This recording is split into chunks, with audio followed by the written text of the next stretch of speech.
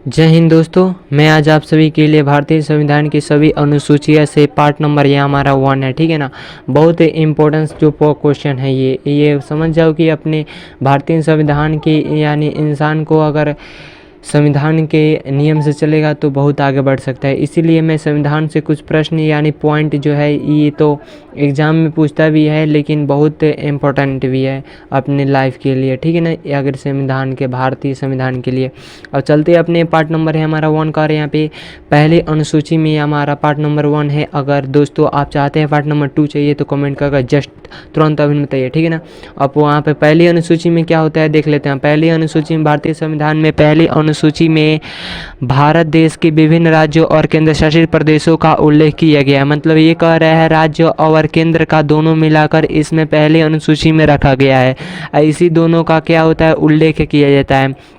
अगर यहाँ पे देखें तो वर्तमान में भारत की पहली अनुसूची में 28 राज्यों और 8 केंद्र शासित प्रदेशों का उल्लेख किया गया है, जिसमें ये 28 राज्य हैं और 8 केंद्र शासित प्रदेश हैं। टोटल हमारा इसी में पहली अनुसूची में रखा गया है। ठीक है ना। यहाँ पे किसी भी नए राज्य का उल्लेख या किसी केंद्र शासित प्रदेश से मतलब देश पहली अनुसूची में संशोधन करना पड़ता है। मतलब ये जब किसी भी राज्य का नया नाम रखाता है, उसका संगठन होता है, उसका दिन तारीख जो रखता है उसी को पहले हमारा मतलब भारतीय संविधान के अनुसूची में फर्स्ट पर हमारा रखाता है। ठीक है ना।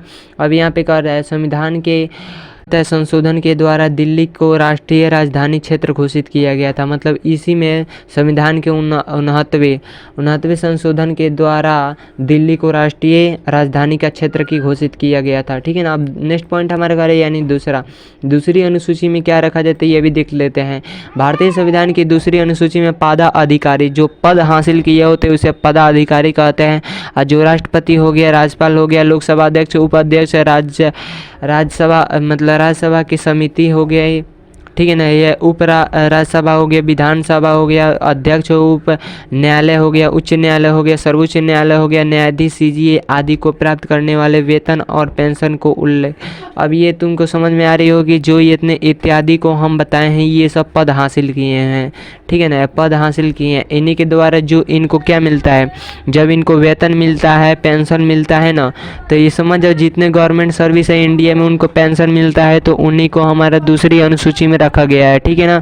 अब यहाँ पे दूसरी अनुसूची में विभिन्न पदाधिकारी, संक्षिप्त में कहा जाए तो यह दूसरी अनुसूची को विभिन्न पदाधिकारी के वेतन पेंशन का उल्लेख किया जाता है। ये दोनों मतलब दूसरी अनुसूची में शॉर्टकट में तुम समझोगे तो हमारा पेंशन और इसमें वेतन का में से इसमें चर्चा किया जाता है बस हमारा। अब इसी दोनों अगर पार्ट अनुसूचिया में यही काम होता है तो आपको समझ में आ रही होगी। तो